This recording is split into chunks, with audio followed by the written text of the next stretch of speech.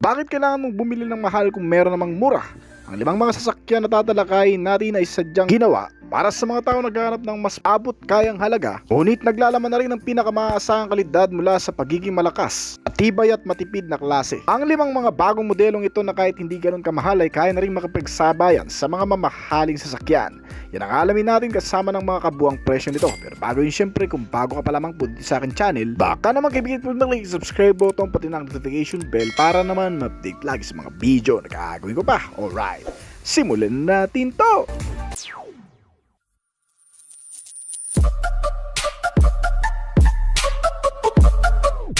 Number 5, ang Suzuki Ertiga. Nagsimulang pumasok ang Suzuki Philippines sa highly competitive small MPV market noong inilabas ang kanilang pambato na Suzuki Ertiga. Ang modelong ito ay nagbibigay ng malawak at pangkalahatang gamit, pangpamilyang sasakyan na mabibili sa halagang hindi kamahalan ngunit may sulit at praktikal na katangian. Kaya mula pa man noon sa unang bersyon ng Ertiga ay mas nakilala na sa pagiging maasahan na klase ng multipurpose vehicle, fuel efficient car at napaka-reliable. Dahilan para mas tangkilikin pa ng marami, lalo pa ngayon sa pinakabagong generation na kung saan ang Suzuki Ertiga ay ginawang hybrid na sa bagong bersyon nito. Maging ang kabuuang detalye mapa-external, iniramang kaunting disenyo sa makalumang modelo pero mas naging conservative, habang nananatili pa rin kakaiba sa marami.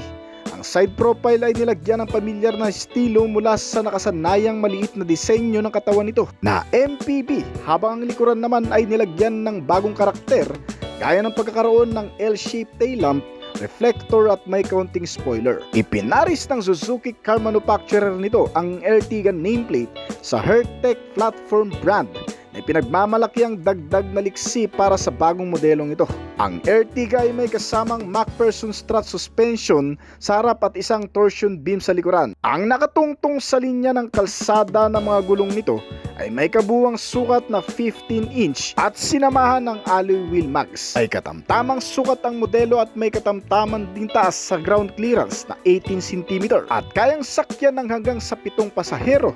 May 5 pintuan para sa magandang pagpasok at paglabas. Ang bagong Ertiga ay may 4 na klase ng variant na pagpipilian.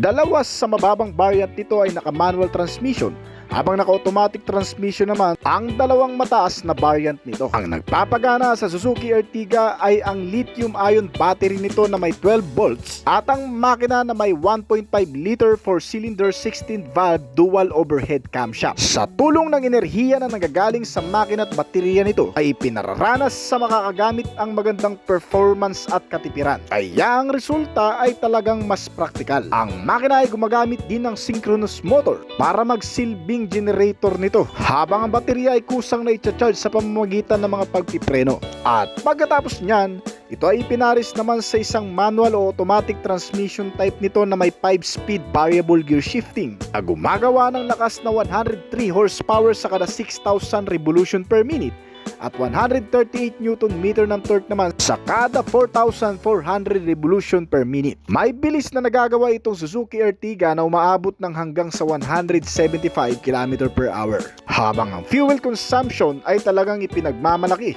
sapagkat ito ay kumukonsumo ng hanggang sa 24 km per liter. May fuel tank capacity ito na 45 liters, kaya malayo-layo talaga ang mararating mo gamit ang modelong ito. Pagdating sa interior, simple lamang makikita mong mga klase ng upuan nito na naka-fabric cover pa. Ngunit may sari-sariling headrest para mas relax ang biyahe. Kinabitan ito ng magandang aircon system na may kasamang air quality control para nasasala ang mga hangin na pumapasok sa loob nito. Kinabitan ng front and rear power window, saksakan ng mga gadget at accessories outlet, ay kasamang mga bottle and cup holder at mga bulsa. At pagdating sa harapang bahagi, nilagyan ito ng infotainment system na libangan ng mga pasahero, pamawi sa pagkabagot at napakahabang biyahe. Sinamahan ito ng auxiliary input at mga connectivity gaya ng Bluetooth, FM and AM radio at mga USB port socket. Ang driver side ay nilagyan ng multifunctional steering wheel kasama ang analog na may kasamang digital na panel meter gauge na nagbibigay impormasyon na readout ng driver para sa mga pagpapaalala ng konsumo, milyahe, sign at mga notifikasyon. Kasama ang mga nakakabit ding mga safety features nito na magbibigay ng sapat na kaligtasan para sa magandang biyahe, kabilang ang electronic brake distributor at anti-lock braking system na sumusuporta sa oras na paggamit ng preno at sa mga emergency na pagpapahinto. Nilagyan din ito ng crash sensor, driver and passenger airbags, mga seatbelt sa kada upuan at may kasamang front and side impact beams na tumutulong para patatagin ang suporta ng front and side panels upang sa oras na magkaroon ng kolisyon ay hindi basta-bastang mapupuruhan ang mga pasahero nito. Kasama sa ilan pang mga ikinabit na safety features nito ay ang engine check warning, child safety locks at ISO fixed child mounts na para sa mga bata. Sinamahan din ito ng mga security sense para maingatan ang gamit at ang sasakyan kung maiiwan sa mga hindi kilalang lugar at ipapark sa labas ng kalsada. Nilagyan ito ng engine immobilizer system, power door lock at central locking kasama ang anti-theft device system. Ang steering wheel ay ginamitan ng power steering at tilt and telescopic, pati na ng rack and pinion para mabalanse ang bawat pagmamaniubra, lalo na sa mga malulubak na kalsada. Habang brake system nito ay nananatiling makapit sa tulong ng front ventilated disc type na klase at drum brake type naman sa likurang bahagi. Tumitimbang itong modelo ng 1,110 kg at kayang kargahan ng hanggang sa 525 kg. Meron itong turning radius na 5.2 meters at nagkakahalaga ang kasalukuyang presyo nito mula sa 954,000 pesos hanggang sa 1,178,000 pesos dito sa bansa. Number 4, Kaizen CX-70. Isa pa sa pinakaabot kayang presyo ng modelo ng Kaizen ay ang CX-70. Ay isa sa pinagmamalaki ng brand bilang isa sa mga affordable MPV car na nag-o-offer ng mas magandang amenity at ability na mabibili mo sa merkado ng Pilipinas ngayon. Dala ng modelong ito ang pagiging modernong pormahan at mas nakalalamang kumpara sa Honor S na may panibagong mga antas ng teknolohiya na inilagay ng brand gaya ng pagkakaroon nito ng mga advanced specs and features.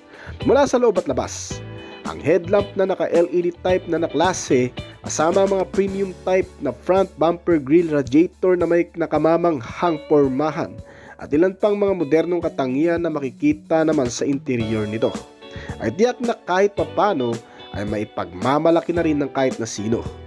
Inilabas ito sa Philippine market noong year 2021 kasabayan lang ng ilang mga modelo ng MPV car segment na may 7 seating ang capacity. Ang CX-7 ay mabibili mo sa mura nitong presyo na wala pa sa 1 milyon dahil nagkakahalaga lamang ito ng 879,000 pesos.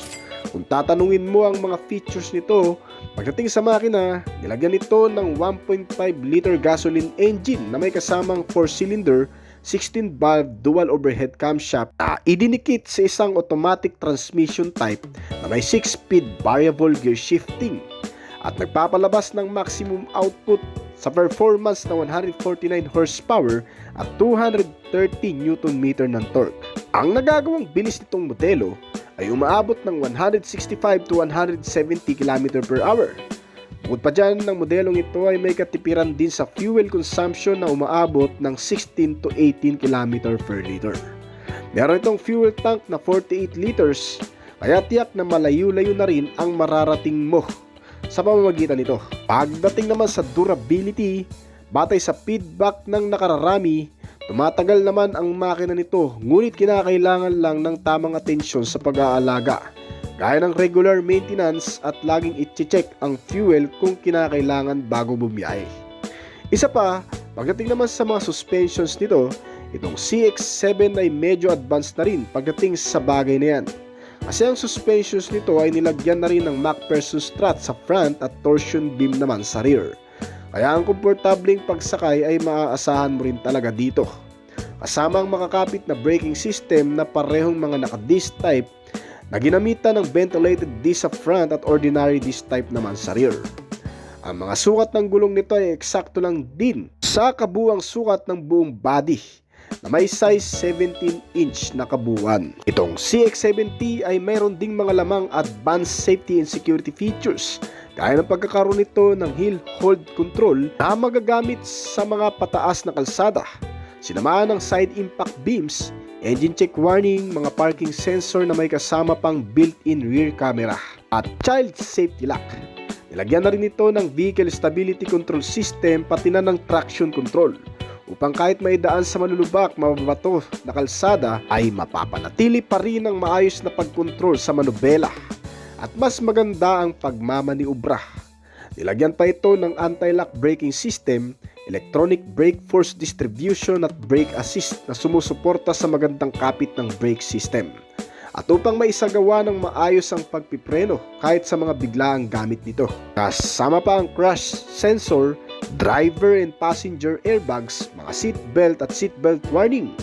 Pagdating sa interior, maraming libangan din ang inilagay sa modelong ito gaya ng pagkakaroon nito ng 8-inch size display infotainment system na may kasamang mga connectivity gaya ng Bluetooth, USB and auxiliary input at FM and AM radio.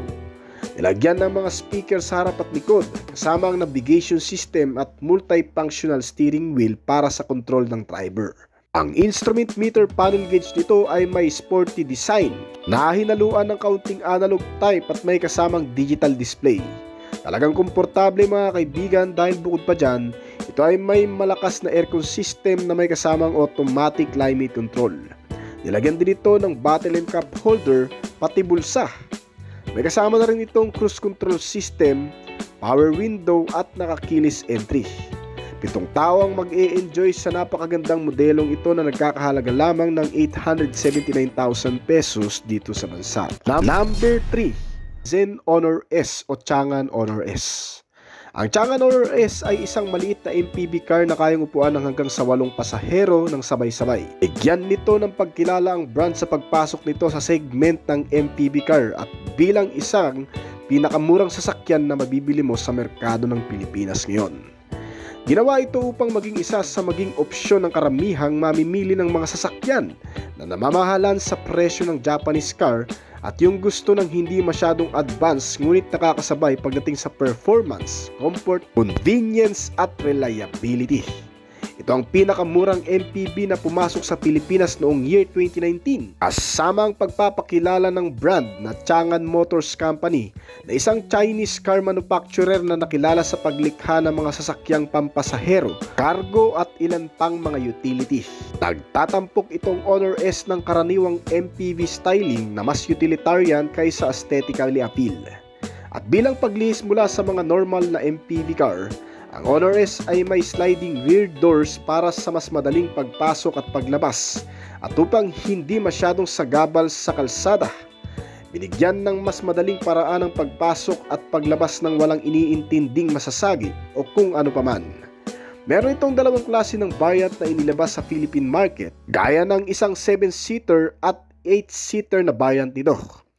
Ang 7-seater na variant ng Honor S ay may dalawang captain chairs sa second row seats na naka-upholstery black seat cover. Merong mas magandang functionality at connectivity gaya ng pagkakaroon nito ng mas maluwag na capacity at ilang mga entertainment na dagdag sa internal features nito gaya ng 10-inch size display touchscreen monitor na may Bluetooth connectivity, FM and AM radio at mga speaker, sinamahan ng mga lagayan ng baso, mga bulsa at magagandang air condition. Ngunit pagdating sa safety, ito ay nakakuha lamang ng ilan sa mahalagang gamit gaya ng parking sensor na may kasamang rear camera, child safety lock, driver and passenger airbags, mga seatbelt at pangkaragdagang suporta sa brake gaya ng ABS o anti-lock braking system, EBD o electronic brake force distribution at may kasama na ring mga security features gaya ng anti-theft alarm, engine immobilizer at central locking. Ang nagpapagana sa modelong ito ay ang 1.5 liter gasoline engine, 4-cylinder 16-valve dual overhead camshaft na sinamahan ng Euro 4 emission norm compliance na naglilinis sa anumang usok na lumalabas dito. Ginamit ito sa isang manual transmission na may 5-speed gear shifting, rear-wheel drive at gumagawa ng maximum output na 104 horsepower at 145 Nm ng torque. Ang kabuang bilis na nagagawa nitong modelo ay umaabot ng 160 to 165 km per hour. Meron itong fuel tank capacity na 42 liters at kumukonsumo ng 15 to 17 km per liter. Nilagyan nito ng mga suspensions gaya ng MacPherson strut at presence din dito ang lip spring with shock absorber na may kasamang coil spring at braking system na naka-ventilated disc type na naklase sa front at drum brake type naman sa rear. Ang kabuwang sukat ng makakapit na gulong nito ay nasa 185 by 70R14, naka-tubeless tires at may kabuwang bigat itong modelo na 1,325 kg at kayang magkarga ng kabuwang bigat na hanggang sa 700 to 800 kg. Dito sa bansa, ang kasalukuyang presyo nito ay mula sa 515,000 pesos lamang hanggang sa 585,000 pesos para sa pinaka-top variant nito. So hanggang dito na lang po siguro ng ating video. Ngayon kung nagustuhan nyo yung topic natin ngayon, baka pwedeng pa-click ng like button at pa-comment na rin ng iyong opinion sa ibaba pagkatapos ng video na ito. Bago po tayo magtapos ay nais ko po muna magpasalamat sa mga patuloy na sumusuporta, tumatangkilik at nag-aabang palagi sa mga video na ina-upload natin dito sa ating channel. Maraming salamat po at shoutout po sa inyo guys. Kaya kung bago pa lamang po dito sa aking channel, baka naman kaibigan po mag-like at subscribe button pati na ang notification bell para naman ma-update lagi sa mga video na gagawin ko pa. At syempre, hintayin ko rin ang opinion at comment ko sa baba kung may mga katanungan ka tungkol sa video na ito. Huwag kang mayang mag-comment kaibigan upang sa ganun ay masagutan ko rin ang mga nais mo pang malaman at makuha rin ako ng idea mula sa iyo na magagamit ko sa aking mga susunod pang video na gagawin. This is Oblis Collection. Thank you!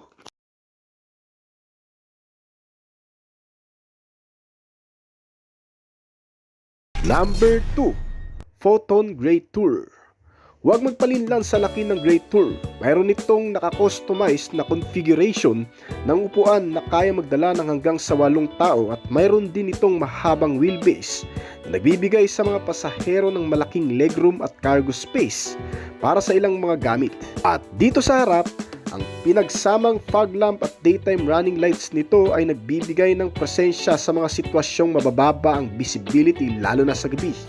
Bagamat may simpleng style at pormahan sa harap, ay aagaw na rin sa attention mo dito ang kabuang detalye at mas affordable na presyo nito. Ang interior ay thermally insulated habang ang isang hiwalay na air conditioning para sa harap at likuran ay nagbibigay ng mas komportableng pagsakay kahit pa puno ang mga pasahero sa loob nitong sasakyan. Nasa listahan din ng mga katangian nito ang pagkakaroon ng maraming safety features gaya ng pangunahin sa listahan nito na 3-point seatbelt, common central control lock at remote key system para sa security. Kasama ang ilan pang mga safety sense gaya ng side impact beams at front impact beams. Kasama ang mga seatbelt warning at nilagyan na rin ng engine check warning para mas madaling maintindihan ng maaga kung magkakaroon man ng problema sa makina nito. Isa sa mga nagkukontribute ng seguridad nitong modelo ay ang pagkakaroon nito ng anti-theft device system, engine immobilizer para hindi basta-bastang mapagana ang makina kung wala ang mismong susi nito. Ang Photon Great Tour dito sa Pilipinas ay pinapagana ng 1.5 liter DAM 15DR gasoline engine at may kasamang 4-cylinder 16-valve dual overhead camshaft. Nilagyan pa ito ng Euro 5 compliance para mas malinis na emission din ng mararanasan mo dito. Sama ang nakadikit sa makina nito na isang manual transmission type na may 5-speed gear shifting at gumagawa ng maximum output na 110 horsepower at 142 Nm ng torque. Ang bilis na nagagawa nitong modelo ay umaabot ng 160 km per hour at meron itong fuel tank capacity na 50 liters ang full tank. Kumukonsumo ng 12 to 14 km per liter. Super tipid at talagang mapapakinabangan kung saan-saan. Inaasahang matutugunan ng Great Tour ang parehong mga domestic at komersyal na mga pangangailangan bilang isang value pack people mover na available sa 4 na klase ng variant na pagpipilian. At may 5 klase ng kulay din, gaya ng Amber Bronze, Aurora White, Metallic Silver, Starry Blue at Space Gray. Ang Great Tour ay may 2 pintuan sa likuran na pa-sliding ang bukasan. May aircon system sa loob na may kasamang heater at mga bottle and cup holder na lagayan ng mga inumin. Nilagyan din ito ng accessories power outlet na saksakan ng gadget at USB port charging socket para sa ilang pang mga connectivity. Ang 8 mga upuan nito ay mga naka-leather seat cover na rin at adjustable pa. Pagdating naman sa ilan pang mga features, itong modelo ay nilagyan na rin ng anti-lock braking system at electronic brake force distribution para sa ligtas na paggamit ng preno sa mga hindi inaasang pagkakataon. Meron din itong front suspension na MacPherson strut at lip spring na sinamahan ng disc type na brake sa front at drum brake type naman sa rear. Ang kabuuang sukat ng gulong nito ay nasa 175 by 70 R14. Tumitimbang ito ng 1,080 kg at kayang magkarga ng bigat ng hanggang sa 1,469 kg. Nagkakahalaga lamang ang presyo nito mula sa 535,000 pesos hanggang sa 645,000 pesos dito sa bansa. Number 1, kay Suzuki APB. Para sa mga karaniwang masisipag na Pilipino, ang pagbabalanse ng trabaho, pamilya at paglilibang ay isang nakakapagod na gawain sa araw-araw. Yun ang dahilan kung bakit pinagsikapan ng Japanese automaker brand na Suzuki Philippines na mapagaang ang mga bagay-bagay sa pamamagitan ng kanilang pinaka-versatile na modelo na tinatawag na Suzuki APV. Dahil sa mga katangian at box type na hugis nito, ay nagkaroon ng malinaw na ideyang bawat mamamayan kung anong nararapat na ikonsidera sa pagpili ng maayos na utility na kung saan makakasabay sa pangkalahatang pangangailangan mo sa pang-araw-araw. Pinagmamalaki ng Suzuki APB ang pagkakaroon ng masaganang interior space sa mura nitong price tag. Ito ay isang all-purpose na sasakyan na ibinase sa kabuuang disenyo nito at naglalaman ng maraming gamit para sa iyong pangangailangan. Kaya ang pangalan nito ay APB, na ang ibig sabihin ay all-purpose vehicle ng Suzuki. Nakayaupuan ng hanggang sa 8 tao at may dagdag na malaking espasyo para sa mga bagahe o kargamento. O di naman kaya kung maraming kargo o bilang ng merchandise para sa iyong negosyo, ay maaari rin itong gamitin dahil sa pagkakaroon nito ng dalawang klase ng variant na pagpipilian, na ang isa ay para sa tao at ang isa naman ay nakatuon para sa kahit anong kargamento. Ang nagpapagana sa Suzuki APB ay isang 1.6 liter gasoline engine na may 4 cylinders, 16 valve, single overhead camshaft at may fuel supply system na multi-point fuel injected type na nakadikit sa isang 5-speed manual transmission ito at gumagawa ng 91 horsepower sa kada 5,750 RPM at 127 Nm ng torque naman sa kada 4,500 RPM. Sa malawak nitong cabin space at functionality, ibibigyan ka nito ng balansing pamumuhay at sa lahat ng mga makakagamit nito. Mula sa pagiging delivery car, service utility at family car ay talagang mapapakinabangan mo nga sa pangkalahatan.